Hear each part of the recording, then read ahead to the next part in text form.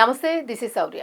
So Raghavender Rao garu తెలియని వారైతే ఉండరు. సో మనకి జనరల్గా మామిడి పళ్ళు చూసినా, జామ పళ్ళు చూసినా, లేదు మల్లెపూలు చూసినా, ఏం చూసినా కూడా రాఘవేందర్ రావు గారే ఫస్ట్ గుర్తొస్తారు. ఎందుకంటే ఆ డైరెక్షన్ కానీ ఆయన తీసే షార్ట్స్ కానీ ఎక్కువ ఫిమేల్ ఓరియంటెడ్గానే అట్రాక్టివ్గా కనిపిస్తూ ఉంటాయి. మరి అలాంటి రాఘవేందర్ రావు గారు ఇప్పుడు చాలా రకాల కాంట్రవర్సీస్ని ఎదుర్కొంటున్నట్టు అనిపిస్తోంది.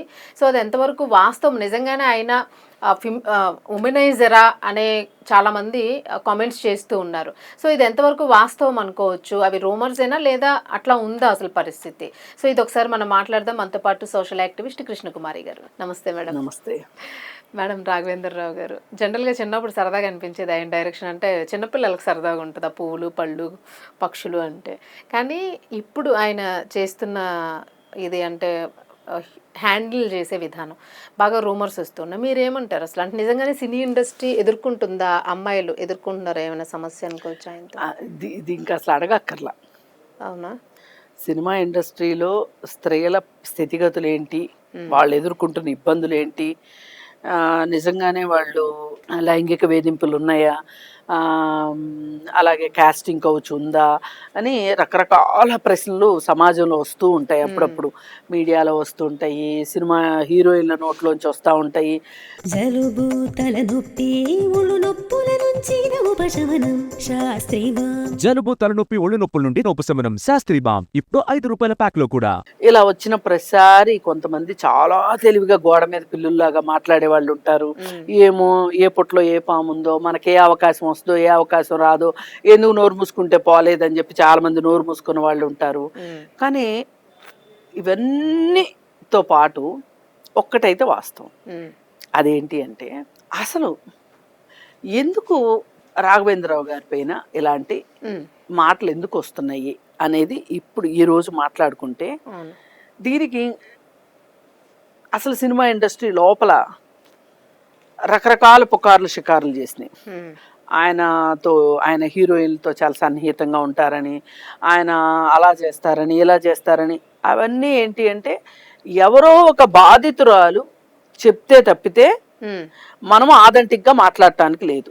అవును, ఎవరో ఒకళ్ళు కంప్లైంట్ చెయ్యాలి, కానీ ఎవరు చేయలేదు. వీడియోల్లో వైరల్ అవుతున్నాయి అంతే. అయితే మొదటిసారిగా ఆయన సినిమాలు ఆపేసిన తర్వాత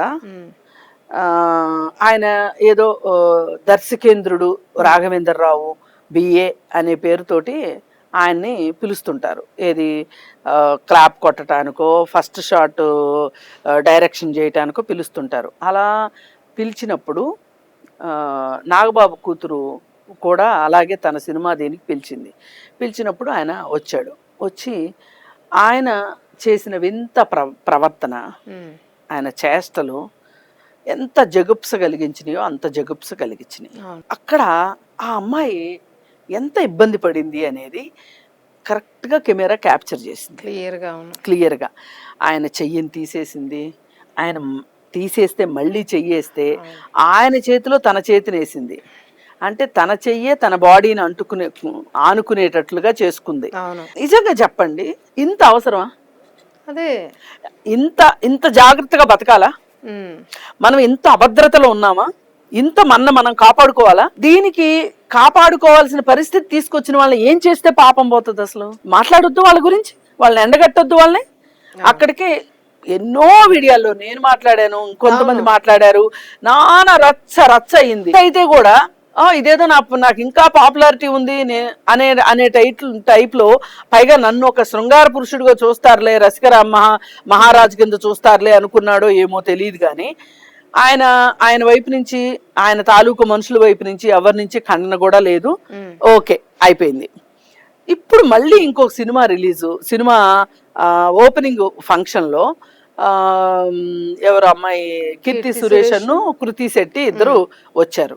వస్తే ఆ ఇద్దరిని అలాగే ఆ రోజు ఆ అమ్మాయిని ఎట్లా అయితే ఇబ్బంది పెట్టాడో నేహారికని, అదే విధంగా చేస్తే అది చూస్తే ఇవన్నీ చూసి అసలు తెలుగు ఇండస్ట్రీ ఎందుకు ఊరుకుంటుంది? హీరోయిన్స్ కి సేఫ్ కాదు అని చెప్పి బాలీవుడ్ లో వాళ్ళు మాట్లాడుకునేంతగా. అంటే ఇక్కడ గమనించాల్సింది ఏంటంటే, అక్కడేదో అంత గొప్పగా చచ్చిందని కాదు, కానీ వాళ్ళు మాట్లాడారు.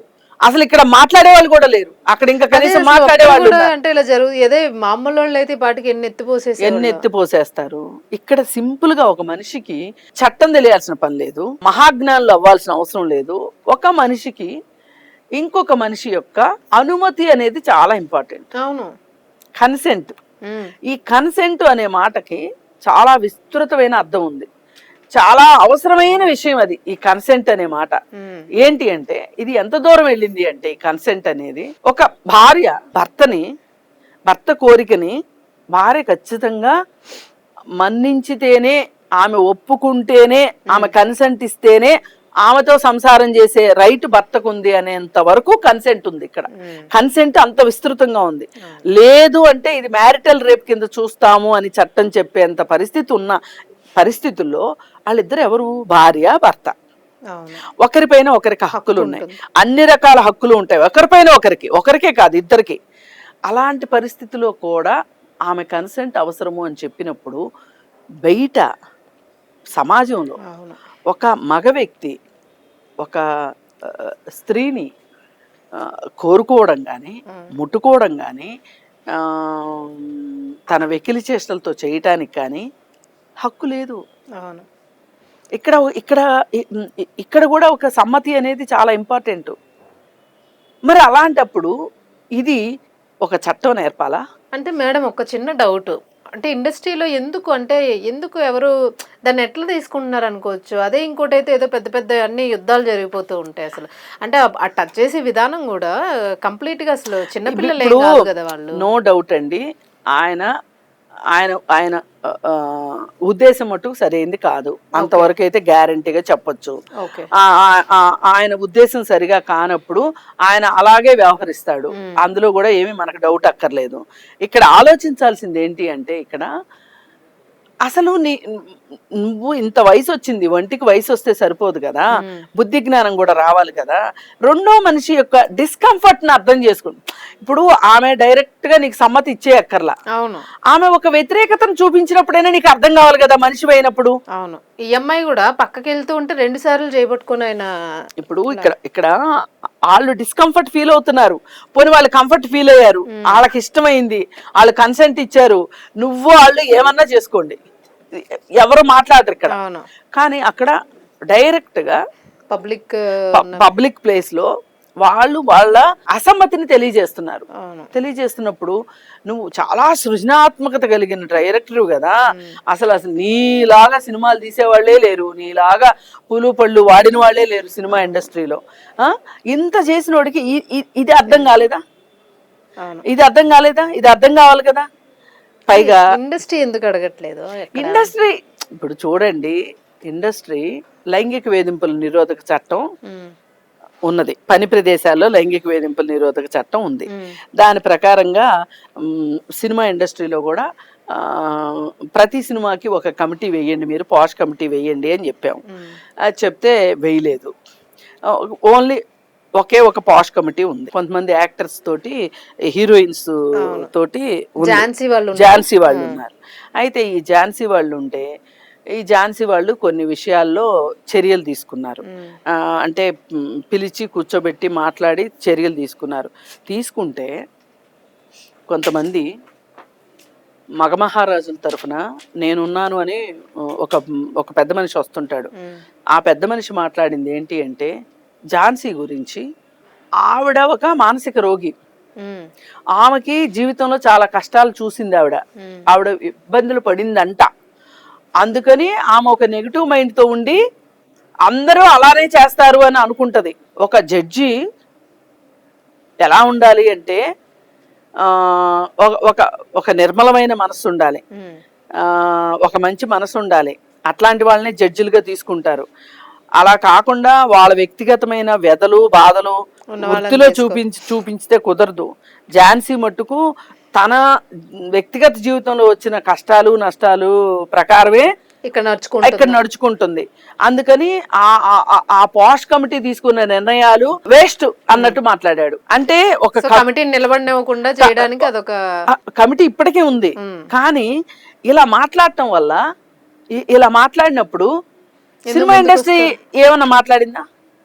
అసలు నువ్వెవడవురా మా పాష్ కమిటీ గురించి మాట్లాడే హక్కు నీకెవరు ఇచ్చారా అని అడగొద్దు. అవును, క్వశ్చన్ చేయలేదు, అది కూడా చేయరా. అసలు ఎట్లా తీసుకోవాలి కూడా అసలు తెలియదు. గమ్మత్ ఏంటంటే లైన్ ఇప్పుడు ఇక్కడ కాస్టింగ్ కౌచ్ ఉంది అని చెప్పి మహిళలు వచ్చి బయటకు వచ్చి వాళ్ళ కష్టాలు వాళ్ళ బాధలు చెప్పుకుంటే దానికోసం మనం ఒక కమిటీ వేస్తే ఆ కమిటీ ఒక రిపోర్ట్ సబ్మిట్ చేస్తే ఆ రిపోర్ట్ ఇంతవరకు బయటికి రాలే. అవును, అదే మీరు అన్నారు మళ్ళీ ఇమ్మన్నాము ఇస్తారేమో అని అన్నారు కానీ ఇంకా రాలేదు అది. ఇప్పుడు మరి అది బయటకు వస్తే బోల్డ్ మంది బండారాలు బయటకు వస్తాయి, అవును, చాలా మంది పరుగు పోద్ది. సో మరి ఇప్పుడు మహానుభావులు చాలా మంది బయటకు వస్తారు. అందుకని చెప్పి ఆ కమిటీ రిపోర్టే బయటికి తీసుకురావట్లా. అట్లాంటప్పుడు ఈ సినిమా ఇండస్ట్రీ మాట్లాడుతుందని మీరు ఎలా అనుకుంటారు? ఇప్పుడు చూడండి, తమన్నా ఇచ్చింది స్టేట్మెంట్, ఇక్కడ పురుషాధిక్యత ఎక్కువగా ఉంటది సౌత్ ఇండియాలో ఈ మేల్ డామినేషన్ తోటి చాలా కష్టం అని చెప్పి తమన్నా మాట్లాడితే ఆవిడ హిట్ సినిమాలన్నీ ఇక్కడే చేసింది. మళ్ళీ చెయ్యొచ్చు, చేస్తారు కూడా, కానీ వాళ్ళు చెప్పుకునే హక్కు లేదా వాళ్ళకి? ఎందుకు లేదు, ఉంది. దాని ఇప్పుడు నువ్వు ఈ తెలుగు ఇండస్ట్రీలోనే బాగుపడి నువ్వు ఇలా మాట్లాడుతున్నావని ఆవిడ మీద కౌంటర్లు. ఆవిడ బాధ ఆవిడ చెప్పుకుంది, ఆవిడ అభిప్రాయం ఆవిడ చెప్పింది, తప్పేంటి? అవును, ఏమో ఆవిడేం ఫేస్ చేసింది ఎవరో తెలుస్తుంది. ఇప్పుడు సునీత వచ్చింది, సునీత బయటకు వచ్చి ఏమాత్రము మహిళలకి సురక్షితం కాదు అని చెప్పి ఆవిడ స్టేట్మెంట్ ఇచ్చింది. అంటే కాస్టింగ్ కౌచ్ ఉందని ఒప్పుకున్నట్లే కదా. అంతే అంతే. మనం చాలా ఇక్కడ నెగ్గుకు రావడం అంత ఈజీ కాదు. నెగ్గుకు రావాలి అంటే మనకి మానసికంగా బలంగా ఉండాలి, శారీరకంగా బలంగా ఉండాలి, అలాగే ఆర్థికంగా బలంగా ఉండాలి, మౌనం అర్ధాంగీకారం, సామాజికంగా బలంగా ఉండాలి అని చెప్పి ఆవిడ స్టేట్మెంట్ ఇచ్చింది. అంటే అసలు ఒక పని ప్రదేశంలో ఇవన్నీ క్వాలిఫికేషన్స్ ఇవి కాదు. క్వాలిఫికేషన్స్ సినిమా ఇండస్ట్రీలో ఉండటానికి నటించడం రావాలి, హావభావాలు ఉండాలి, ఉచ్చారణ ఉండాలి, అవును, కష్టపడే తత్వం ఉండాలి. అలా ఉన్న వాళ్ళు ఎవరు పెద్దగా హిట్ అనిపించట్లేదు ఇప్పుడు. అందుకని ఏంటి అంటే ఇంత జాగ్రత్తగా మసులుకోవాలి. ఇక్కడ పులులు ఉంటాయి, సింహాలు ఉంటాయి, అవి ఉంటాయి, ఇవి ఉంటాయి. మీరు అంటే చాలా తెలివిగా ఉండండి మీరు. ఇప్పుడు సునీత గారు చెప్పిందే అట్లనే ఉంది. అలా పాపం నేనేమి ఆమెను విమర్శించట్లా, ఆమె పరిస్థితిని అర్థం పట్టేటట్లు చెప్పింది. ఇవన్నీ పోవాలి అంటే రాఘవేంద్రరావు లాంటి మనుషులు బుద్ధి మారందే ఇలాంటి పరిస్థితులు మారవు. అవును, ఏమో మేడం, నాకు తెలిసి ఏదో రోజు తిరుగుబాటు వస్తుంది ఇదే కనుక కంటిన్యూ అయితే మాత్రం. ఎవరండి అడిగేది? అంతే అంటారు. ఎంత ఉద్యమం నడిచింది కాస్టింగ్ కౌచ్ విషయం అప్పుడు, ఎంత రెడ్డిది అయితే అసలు జీవితంలో మర్చిపోడు ఎవడో అసలు ఆ టైప్ లోన. మరి అంత జరిగితే ఒక కమిటీ అయితే వేశారు. ఏదో ఏడ్చేవాడికి పెళ్ళం వచ్చింది, నాకు పెళ్ళం వచ్చింది అన్నట్లుగా, అంతే తప్పితే ఆ కమిటీ రిపోర్టు నలుగురికి చూపించి.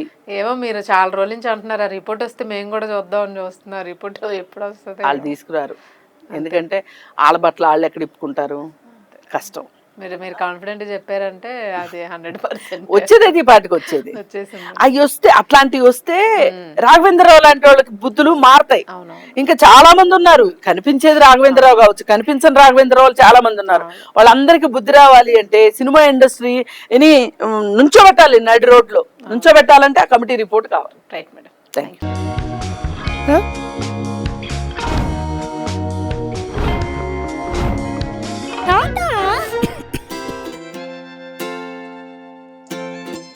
జలుబు, తలనొప్పి, నడుము నొప్పి, మోకాళ్ల నొప్పులు లాంటి లక్షణాల నుండి ఉపశమనానికి Shastri balm, trusted by millions since 1992.